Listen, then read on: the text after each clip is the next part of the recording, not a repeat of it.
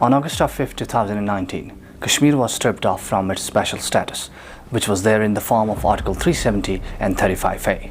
The erstwhile state of Jammu and Kashmir was divided into two union territories, one as Ladakh, another as Jammu and Kashmir, making this as a biggest move ever made in the history of Indian Constitution. Hey guys, my name is Muzammil Maqbool for 101 North, and today we will review the entire year after the abrogation of Article 370 and 35A. अनुच्छेद 370, 35A, article 370 और 35A, क्या कारण था?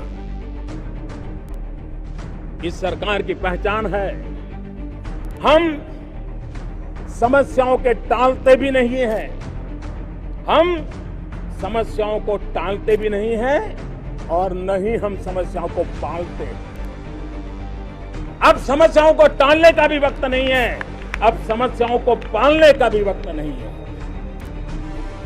जो काम पिछले 70 साल में नहीं हुआ, नई सरकार बनने के बाद 70 दिन के भीतर आर्टिकल 370 और 35A को हटाने का काम।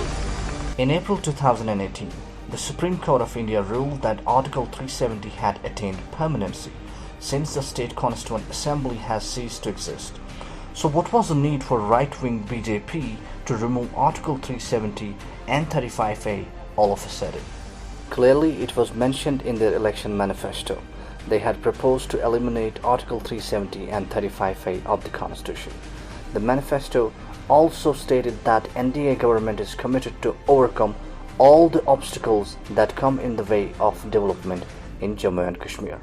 BJP also stated that Article 35A of Indian Constitution is discriminatory against non-permanent members and women of Jammu and Kashmir.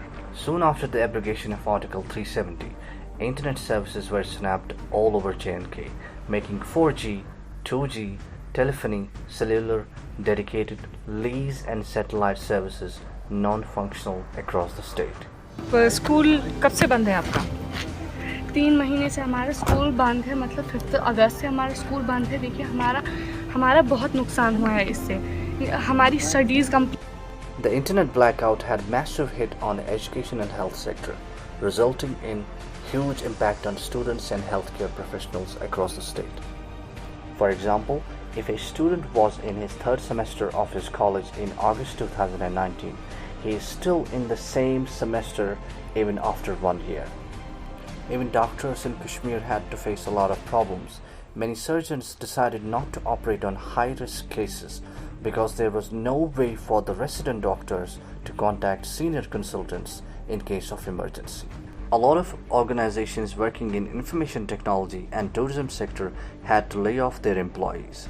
And to everyone's surprise, many of these organizations and units are either bankrupt or permanently closed. Local trade body estimates that Jammu and Kashmir suffered losses of more than $3.5 billion since August 5, 2019, with more than 122,000 people losing their jobs. After the revocation of Article 35A, the new domicile law was recently introduced, triggering serious anxiety and concerns among the people of Jammu and Kashmir. Many take this as a serious threat on their identity. The new rules allow Indian citizens who have lived in Jammu and Kashmir for 15 years to claim a domicile certificate for residency benefits, as well as for those who have studied there for 7 years. Children of central government employees who worked in Jammu and Kashmir for at least 10 years can also apply, even if they have never set foot in the territory. After devastating 1 full year for the people of Jammu and Kashmir, suffering huge financial losses due to abrogation of Article 370 and 35A, as well as due to COVID-19 crisis, BJP all of a sudden is batting for full statehood for Jammu and Kashmir. And meanwhile, Kashmiri migrant funded body is asking government to restore Article 370 and 35A as early as possible. As we are going to complete 1 full year of abrogation of Article 370 and 35A, the biggest question remains: what did we lose and gain from last 1 year. Head back next week for another episode on 101 North. Hey guys, please like, share, subscribe our YouTube channel, and please post your comments below.